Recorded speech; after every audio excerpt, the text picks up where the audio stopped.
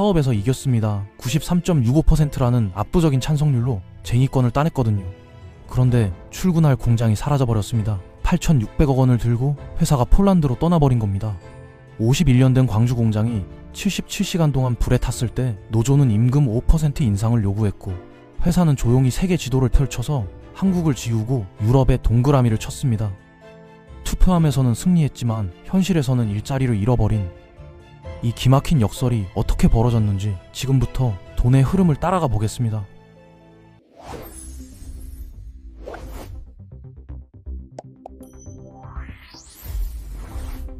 자본은 기억력이 좋습니다. 특히 돈을 잃었던 기억은 절대 잊지 않거든요.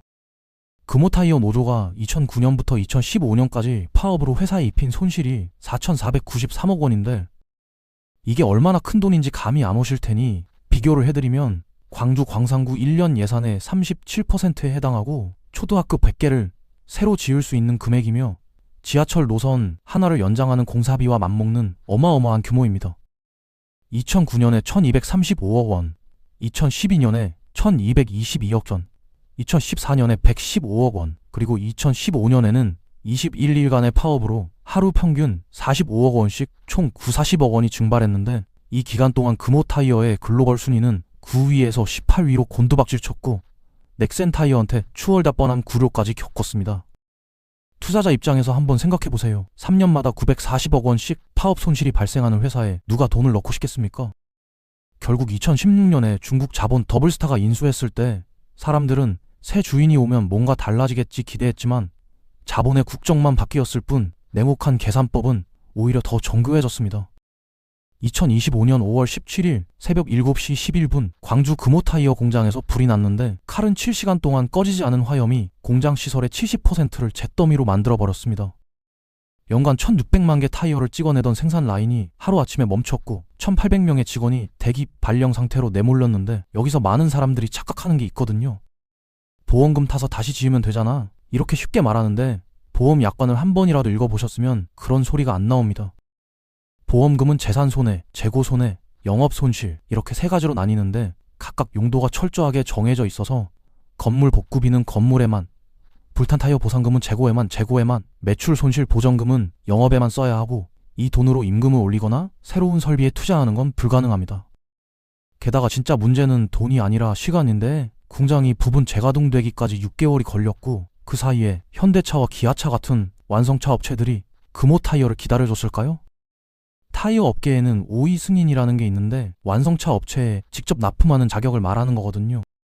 한번 승인 받으면 최소 3년은 보장되지만 한번 공급이 끊기면 다시 받는데 2년이 걸리고 차종 하나당 연 매출 300억 원이 왔다 갔다 하는 엄청난 규모의 비즈니스입니다. 6개월 동안 타이어를 못 받은 완성차 업체들이 그냥 손 놓고 기다렸을 리가 없잖아요. 실제로 현대차 일부 차종의 타이어 공급선이 한국 타이어로 변경됐다는 보도까지 나왔습니다. 이게 바로 보험금으로는 절대 보상받을 수 없는 눈에 보이지 않는 진짜 손실이거든요. 그런데 이 와중에 노조는 뭘 했을까요? 8월부터 임금 협상 테이블에 앉아서 임금 5% 인상, 상여금 200% 환원, 성과급 지급, 설비 투자 확대를 요구했습니다. 숫자로 계산해보면 임금 5% 인상에 85억 원, 상여금 환원에 341억 원, 성과급 지급에 290억 원, 합치면 720억 원 규모의 요구였는데 회사 입장에서는 광주 공장 복구하랴, 한평 신공장 짓느라, 글로벌 관세 폭탄 막느라 정신이 없는 상황이었거든요. 11차례 본교섭과 4차례 실무교섭이 진행됐지만 합의점을 찾지 못했고 9월 30일 노조는 단체 교섭 결렬을 선언하면서 지방노동위원회에 쟁의 조정을 신청했습니다. 10월 12일부터 13일까지 실시된 쟁의 찬반 투표에서 3,261명이 참여해 93.65%라는 압도적인 찬성률로 파업권을 확보했는데 노조는 이걸 무기로 협상력을 높일 수 있다고 생각했겠지만 회사의 계산기는 전혀 다른 숫자를 두드리고 있었습니다. 회사가 펼쳐놓은 선택지는 3가지였는데 광주 공장 복구냐, 한평 신공장이냐, 아니면 해외 이전이냐 하는 문제였거든요. 광주 공장은 51년 된 노후시설인데 2025년에만 화재가 6번 발생했고 보험금으로 복구한다 해도 낡은 배관과 전선 환기 시스템을 언제 또 불이 날지 모르는 그 상태 그대로 되돌리는 것밖에 안 됩니다. 게다가 2026년부터 산업안전보건법 개정으로 안전기준이 대폭 강화되는데 전기 배선 전면 교체, 소방시설 업그레이드, 환경오염 방지 설비 신설까지 하려면 보험금 외에 생돈 2천억 원을 추가로 쏟아부어야 한다는 게 전문가들의 추산이었습니다. 여기에 과거 파업 기록까지 더하면 계산이 어떻게 나올까요? 3년마다 940억 원씩 손실이 발생한다고 가정하면 20년이면 6,260억 원인데 공장 짓는데 5천억 원 들어간다 치면 실제 비용은 1조 1,266억 원으로 뻥튀기 됩니다. 자본에게 불확실성은 곧 비용이거든요. 언제 터질지 모르는 파업 리스크를 안고 광주에 계속 투자할 이유가 없어진 겁니다. 그래서 회사가 꺼내든 카드가 바로 폴란드 오폴레 신공장 프로젝트 8,600억 원짜리 미래였습니다. 왜 하필 폴란드냐고 물으신다면 거기가 바로 돈이 흐르는 물길이기 때문이라고 답해드리겠는데 전 세계 타이어 시장의 25%가 유럽에 있고 완성차 직납 시장의 17%가 거기에 집중돼 있거든요. 한국에서 만들어서 배로 보내면 운송비에 관세에 시간까지 다 까먹는데 폴란드 현지에서 찍어내면 물류비 절감, 관세 영원, 납기 단축까지 3박자가 맞아 떨어집니다. 특히 2026년부터 유럽연합이 탄소 국경 조정 제도를 본격 시행하면 한국에서 수출하는 타이어에 탄소세가 붙는데 폴란드에서 생산하면 이 세금을 피할 수 있다는 것도 엄청난 메리트였습니다. 게다가 폴란드는 파업 기록이 제로인 백지 상태의 노동력을 제공하고 정부가 세금 혜택까지 얹어주며 레드카펫을 깔아주는데 자본 입장에서는 리스크 없는 천국이나 다름없었죠. 투자자들이 가장 좋아하는 전략이 뭔지 아세요? 계란을 한 바구니에 담지 않는 분산 투자거든요. 광주 하나에 올인했다가 화재 한 번으로 연간 9천억 원 매출이 증발한 경험을 한 회사가 또 같은 짓을 하겠습니까? 한평과 폴란드 두 곳에 새 공장을 짓고 중국, 베트남, 미국 공장까지 합치면 어느 한 곳에서 불이 나도 어느 한 곳에서 파업이 터져도 나머지가 돌아가는 완충 구조가 만들어지는 겁니다. 그리고 결정적으로 폴란드 공장은 과거 기록이 없는 깨끗한 도화지라서 3년 뒤에 또 파업할 확률이 몇 %인지 계산할 필요조차 없었습니다. 2025년 12월 회사는 공식 발표했습니다. 폴란드 오폴레에 연간 600만 개 생산 규모의 신공장을 짓겠다. 2028년 8월 가동 목표라고요. 이제 남겨진 사람들 이야기를 해볼까요? 파업 찬반 투표에서 찬성표를 던졌던 그 93%의 노동자들에게 닥친 현실은 상상 이상으로 가혹합니다. 회사가 제시한 선택지는 4가지인데 하나같이 잔인하기 짝이 없거든요. 한평 공장으로 출퇴근하는 게 첫 번째 옵션인데 광주에서 한평까지 왕복 2시간 거리를 매일 아침 5시에 일어나서 달려야 하고 하루 중 4시간을 도로 위에서 벌어야 합니다. 연봉 7천만 원 받는 35세 가장이 매일 밤 9시에 파김치가 되어 귀가하면 아이들 얼굴은 주말에나 잠깐 보는 주말 아빠 신세로 전락하는 건데 겨울철 영하 10도에서 15도 빙판길을 뚫고 출근하다가 사고라도 나면 누가 책임집니까? 두 번째는 아예 한평으로 이사가는 건데 금호타이어 직원들이 몰려온다는 소문에 한평 전세가가 2억 5천만 원에서 3억 2천만 원으로 미쳐 날뛰고 있습니다. 부족한 보증금 5천만 원을 연 4%로 대출받으면 한 달 이자만 16만 원이 나가고 광주에서 맞벌이 하던 배우자는 직장을 그만둬야 하니 월 250만 원의 가계 소득이 증발합니다. 초등학교 3학년 큰애는 친구들과 헤어져서 울고불고 유치원생 둘째는 낯선 환경에 적응 못해서 겉도는데 이걸 지켜보는 부모 심정이 오죽하겠습니까?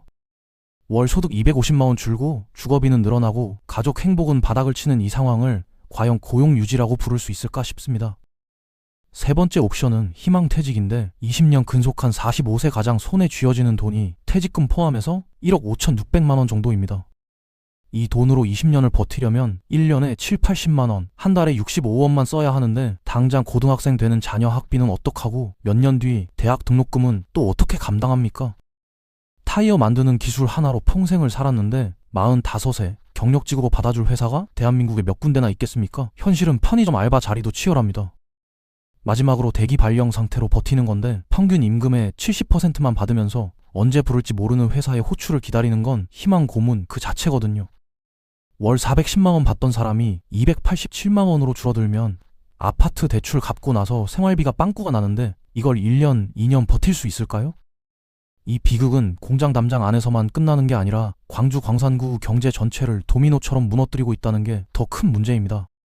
금호타이어에 부품을 대는 협력업체가 870곳이고 그중 광주에만 220곳이 있는데 매출의 80%를 금호타이어에 의존하던 직원 12명짜리 작은 공장은 하루아침에 매출이 10원에서 3억 원으로 쪼그라들었습니다.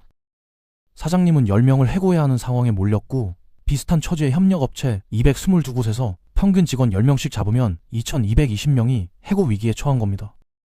금호타이어 직원 2000명 더하기 협력업체 직원 1,900명 합쳐서 약 4,000명, 거기에 4인 가족으로 계산하면 15,600명의 생활이 흔들리고 있는 건데요. 이들이 쓰던 월 평균 소득 400원 곱하기 3,900명은 156억 원, 1년이면 1,872억 원이 광주 지역 경제에서 증발하는 겁니다. 이 돈이 사라지면 식당, 미용실, 학원, 슈퍼마켓이 줄줄이 타격을 받는데 광산구 중동에서 50년간 슈퍼마켓을 운영해온 이씨 사장님은 월 매출 2천만 원 중 30%인 600만 원이 금호타이어 직원 가족들한테서 나왔거든요. 인건비 200만 원, 월세 150만 원, 원가 1,000만 원 내고 나면 남는 게 없어서 문 닫아야 할 판이라고 합니다. 부동산 시장도 무너지고 있는데 광주 광산구 아파트 전세가가 화재 이후 평균 10% 하락해서 3억 원짜리가 2억 7천만 원이 됐고 3천만 원 곱하기 10만 가구면 3조 원의 자산 가치가 허공으로 사라진 셈입니다. 노조는 회사가 돈을 벌었으니 나눠달라고 외쳤지만 자본은 리스크가 있는 곳에는 1원도 남겨둘 수 없다고 응답한 겁니다. 그들이 파업으로 공장을 멈춰 세우고 임금 인상을 요구할 때 회사는 조용히 지도를 펼쳐놓고 한국을 지우고 폴란드에 동그라미를 치고 있었던 거죠. 통상임금 소송까지 준비하며 13개 항목을 통상임금에 포함해달라고 요구했는데 승소하면 조합원 1인당 월 100만 원 이상 임금이 오르는 규모였지만 회사 입장에서는 그게 또 하나의 불확실성으로 계산됐을 겁니다. 투자자 입장에서 생각해보세요. 툭하면 파업하고 불나면 생산 멈추고 소송까지 걸어오는 50년 된 공장에 돈을 묻으시겠습니까? 아니면 세금 혜택 주고 말 잘 듣는 새 공장에 투자하시겠습니까? 답은 이미 정해져 있었고 그 결과가 8,600억 원의 폴란드행 티켓으로 나타난 겁니다. 우리가 이 사태에서 마주하게 되는 가장 서늘한 진실은 자본에는 고향이 없다는 사실입니다. 아무리 향토 기업이라고 치켜 세워주고 지역사회가 감싸줘도 수익률 계산이 안 나오면 언제든지 짐 싸서 떠날 수 있는 게 기업의 생리거든요.